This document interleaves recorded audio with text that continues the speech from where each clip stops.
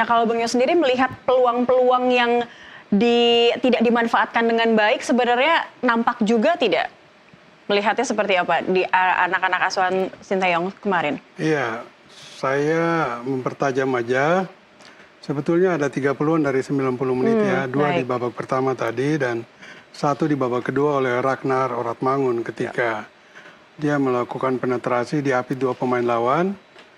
Namun posisinya agak limbung dan dia coba menyentuh bola sentuhan pelan tapi masih diblok oleh kiper Irak. Itu 3 peluang yang memang bisa dikonversikan menjadi gol.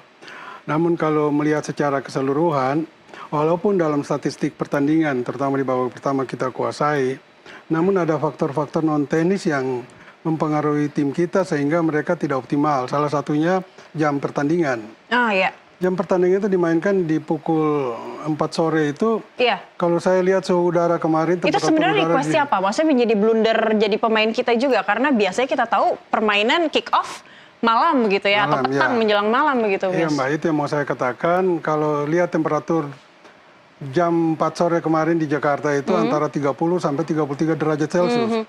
Itu bagi kami yang keseharian sudah mengalami itu aja sangat panas.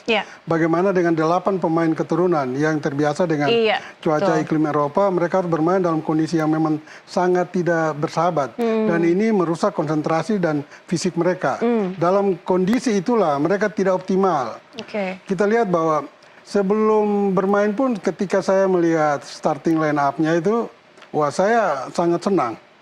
Sangat senang. Begitu karena ada 8 pemain keturunan yang diturunkan. Berbanding 3, Hernando, Rizky, dan Marcelino. Saya melihat, wah ini cantik ini.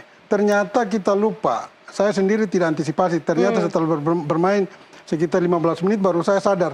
Wah, ini pemain kita kelelahan. Justru karena sehingga tidak muncul kebanyakan pemain asing kita yang tidak biasa bermain dengan suhu yang panas begitu ya. Betul. Kemudian mengapa kita harus menerima kenyataan yang sangat menyakitkan? Ada kartu merah, ada 2 gol. Gol itu terjadi juga karena susunan pemain yang dimainkan, terutama pemain keturunan oleh STY, saya nggak tahu kondisi terakhir Ivar Jenner, tetapi itu fatal. Ketika tidak dia mainkan Ivar Jenner sejak menit awal. Karena baik di tim senior dan under 23 kemarin, Jenner itu satu-satunya pemain yang selalu dari menit awal bermain. Pemain inti dia. Tetapi di pertandingan penentuan tadi malam, yang penting dia tidak mainkan Jenner. Saya mencoba menghubungi official tim nasional tapi tidak berhasil. Saya mau tanya, kondisi Jenner terakhir kemarin sore itu seperti apa? Kita nggak tahu, mungkin tidak fit. Tapi kalau dia fit dan tidak dimainkan itu blunder dan kesalahan STY. Baik, jadi itu kita bisa bilang ini yang membuat blunder tidak hanya Hernando, tapi dengan memindahkan pertandingan ke siang ini juga bisa jadi blunder STY begitu, Bung Yos. Itulah akibat daripada Jenner tidak main, akhirnya aliran serangan kita, konsentrasi permainan secara tim tidak jalan. Makanya Jordi Amat yang melihat di babak pertama tidak jalan, babak kedua dia ambil inisiatif untuk ikut naik. Ketika dia melakukan itu di belakang kosong tidak di cover oleh Skirido maupun bek kanan Sandy Walsh kalau nggak salah. Akhirnya bolong. Ketika Irak lakukan counter attack, bolong, Jordi yang ketinggalan, akhirnya melakukan blunder dan kartu merah. Nah ini kesalahan-kesalahan yang tidak semua orang melihat secara sadar gitu.